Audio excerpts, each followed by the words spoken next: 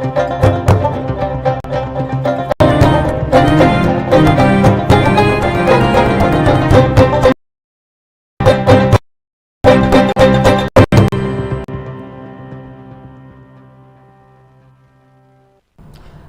এই মুহূর্তে সংবাদে আপনাদের সবাইকে স্বাগত। আমি রয়েছে আপনাদের সাথে, আমি আসছি, চোখ রাখছি খবরে। একাংশ আমলা আধিকারিকের দৌলতে অব্যয়িত অর্থের বহর বাড়ছে রাজ্যের উচ্চশিক্ষা দপ্তরে। 2024-25 অর্থ বছরে 18% অর্থই অব্যয়িত রয়ে গেছে এই দপ্তরে। 2023-24 অর্থ বছরের বাজেটে উচ্চশিক্ষা দপ্তরের জন্য বরাদ্দ হয়েছিল 261 কোটি 84 লক্ষ টাকা। এর মধ্যে প্রায় 41 কোটি 36 লক্ষ টাকাই ব্যয় করতে সমর্থ হয়নি দপ্তর। এই ক্ষেত্রে বাজেট বরাদ্দের প্রায় 16% থেকেই গেছে অব্যয়িত। 2024-25 অর্থ বছরে চিত্র আরো খারাপ, বেড়েছে অব্যয়িত অর্থের বহর। এক্ষেত্রে অব্যয়িত অর্থের পরিমাণ প্রায় 16%, অথচ 16% অর্থ অব্যয়িত থাকার পরও গত অর্থ বছরে তার আগের বছরের তুলনায় 18% বরাদ্দ বৃদ্ধি করে রাজ্য সরকার। এক্ষেত্রে প্রায় 60 কোটি টাকার ওপর বাড়ানো হয়েছে বরাদ্দ, অথচ আগের বছরে যতটা ব্যয় করেছিল ততটুকু খরচ করতে ব্যর্থ হয়েছে দপ্তর। এক্ষেত্রে বরাদ্দ হয়েছিল 320 কোটি 61 লক্ষ টাকার বেশি। এর মধ্যে 94 কোটি 86 লক্ষ টাকার উপর খরচই করতে পারেনি উচ্চশিক্ষা দপ্তর। বাজেট বরাদ্দের প্রায় 30% ব্যয় করতে অসমর্থ হয়েছে উচ্চশিক্ষা দপ্তর। শুধু তাই নয়, গত অর্থ বছরে পূর্বোত্তর পর্ষদ এবং নন লেপসেবল পুলের অর্থ ব্যয়েও সাফল্য পায়নি শিক্ষা দপ্তর। ব্যয় যা হয়েছে তার প্রায় 3 গুণ অর্থ পড়ে আছে অব্যয়িত। বরাদ্দ অর্থের 58 লক্ষ 61 হাজার টাকা খরচ করতে পেরেছে দপ্তর, যেখানে অব্যয়িত পড়ে রয়েছে 1 কোটি 48 লক্ষ 48 হাজার টাকার উপর। অর্থাৎ গত অর্থ বছরে এনইসি থেকে পাওয়া মোট অর্থ যেটুকু ছিল তার প্রায় 72%ই অব্যয়িত রয়ে গেছে শিক্ষা দপ্তরে। 2023-24 অর্থ বছরেও এনইসির বরাদ্দ সব অর্থ খরচ করতে পারেনি দপ্তর। প্রায় 19% অর্থই থেকে গেছে অব্যয়িত। শিক্ষা দপ্তরে এনইসির বরাদ্দ অর্থে অব্যয়িত বহর বছর বেড়েছে 4 গুণ। একই দশা কেন্দ্রীয় সরকারের প্রদত্ত অর্থের আরেকটি খাতের।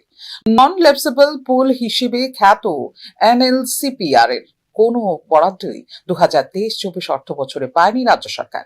2024-25 অর্থ বছরে 2 কোটি 11 লক্ষ টাকা ব্যয় দেখাতে পারলেও 1 কোটি 64 লক্ষ টাকার বেশি রয়েছে অব্যয়িত। এক্ষেত্রে শতাংশের হিসেবে অব্যয়িত অর্থের পরিমাণ 44% কাছাকাছি। তথ্যবিজ্ঞ মহলের মতে উচ্চশিক্ষা দপ্তরের একাংশ আমলা এবং আধিকারিকের দায়িত্ব জ্ঞানহীনতার কারণেই দিনের পর দিন অব্যয়িত থেকে যাচ্ছে বরাদ্দকৃত অর্থরাশি, যার প্রভাব প্রত্যক্ষ বা পরোক্ষভাবে পড়ছে রাজ্যের শিক্ষা ব্যবস্থার উপর। ফিউরো রিপোর্ট, নিউজ নাও। আসন্ন বর্ষা মৌসুমকে সামনে রেখে আসাম, ত্রিপুরা এবং মিজোরামে বৃহৎ পরিসরে মহড়া পরিচালনা করেছে জাতীয় দুর্যোগ মোকাবেলা বাহিনী বা এনডিআরএফ। এক্ষেত্রে ত্রিপুরায় গোমতী নদী তীরবর্তী এলাকায় হয় মহড়া।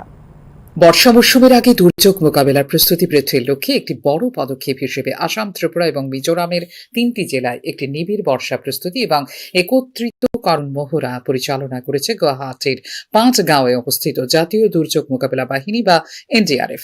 এনডিআরএফ এর প্রথম ব্যাটালিয়নের কমান্ডেন্ট এইচপিএস কান্ডারির তত্ত্বাবধানে বৃহৎ পরিসরে সংঘবদ্ধকরণ মহড়ায় অংশগ্রহণ করে 18টি দল। 550 জনেরও বেশি উদ্ধারকারী অংশগ্রহণ করে এই মহড়ায়, যার মধ্যে অন্তর্ভুক্ত ছিল মহিলা উদ্ধারকারী এবং ক্যানাইন স্কোয়াডও। নির্ধারিত সময়সীমার মধ্যে সফলভাবে মোতায়েন করা হয়েছিল দলগুলিকে, যেখানে নিশ্চিত করা হয় উচ্চমাত্রার কর্মদক্ষতা। উত্তর পূর্ব অঞ্চলে বন্যার জলে উদ্ধারের পরিস্থিতি অনুকরণ করা হয় এই মহড়ায়। আসামে সোনারপুরের মিনি স্টেডিয়াম, ত্রিপুরায় গোমতী নদীর তীর এবং মিজোরামে চুংতলুং গ্রাম মহড়ার জন্য বেছে নেওয়া হয় কৌশলগত স্থান হিসেবে।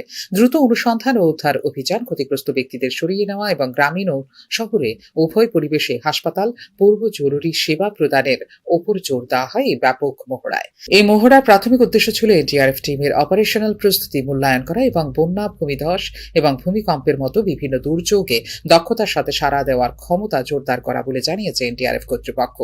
এই মহড়ায় নিরবচ্ছিন্ন দুর্যোগ প্রতিক্রিয়া ব্যবস্থা নিশ্চিত করার জন্য পরীক্ষা করা হয় আন্তঃসংস্থার সমন্বয়।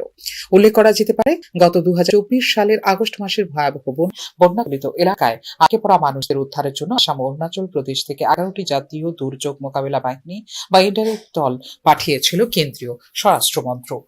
এক্ষেত্রে 120 সদস্যের এনডিআরএফ দল ত্রিপুরায় মোতায়েন করা হয়েছিল ত্রাণ সামগ্রী নিয়ে। মোট 11টি এনডিআরএফ দল উদ্ধার ও ত্রাণ তৎপরতা চালিয়েছিল গত আগস্টের ভয়াবহ বন্যায়। ফিউরো রিপোর্ট, নিউজ নাও। তীব্র গরমের হাঁসফাঁস কাটিয়ে অবশেষে সোমবার সকালে বৃষ্টিতে কিছুটা স্বস্তির নিঃশ্বাস নিয়েছে রাজ্যবাসী। গত কয়েকদিন ধরে তীব্র দাবদাহে নাজেহাল পরিস্থিতির শিকার হচ্ছিলেন মানুষ।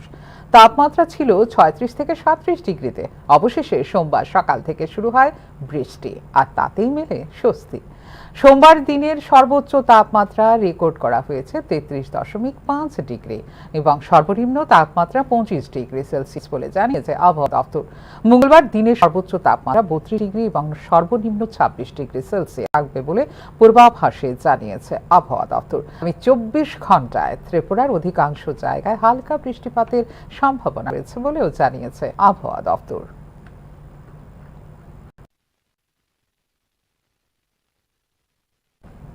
এখনকার মতো এই মুহূর্ত সংবাদ এই পর্যন্ত। অন্যান্য আপডেটস দেখার জন্য অবশ্যই নজর রাখতে হবে নিউজ নাওর পর্দায়। নমস্কার।